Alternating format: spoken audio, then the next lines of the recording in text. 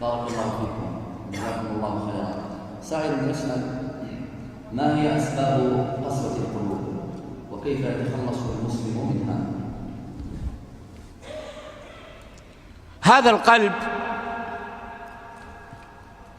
القطعة الصغيرة في جسم الإنسان، المضغة،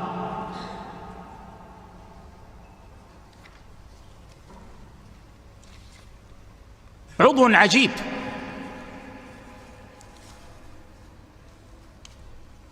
يتقلب، يلين ويقسو.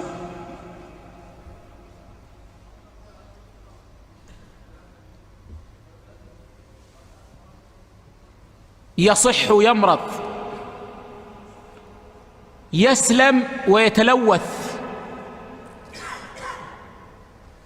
والمؤمن مطلوب منه أن يزكي قلبه.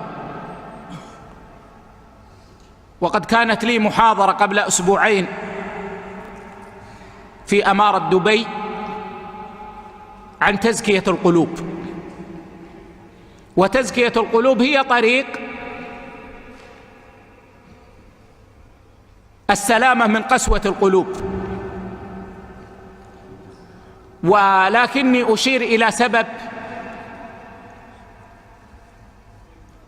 ينتشر الآن كثيرا وسبب القسوة في القلوب والجفاء بين الناس، ألا وهو الإغراق في وسائل الإعلام المعاصر. فتجد أن كثيرا من الناس أصبحت حياتهم مرتبطة ارتباطا كليا بهذه الأجهزة،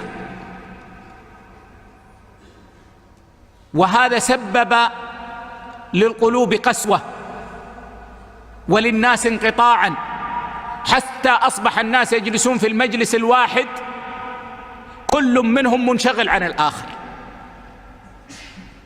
ولذلك من النصائح القيمة في هذا الباب أن الإنسان يخصص وقتا للاطلاع على ما في هذه الأجهزة من خير ويجتنب الشر، لا سيما أن وجدنا أن أكثر ما فيها نشر فتنة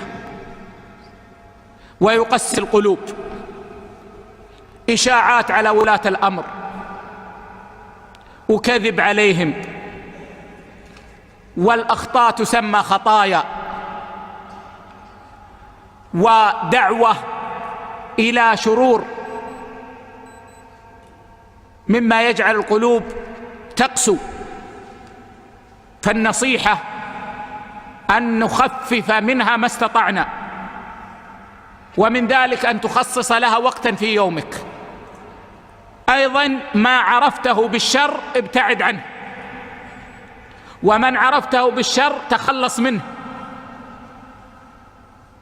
ثم بقية اليوم أعرض عنها واشتغل بما يصلح قلبك ويسبب لك رقة القلب.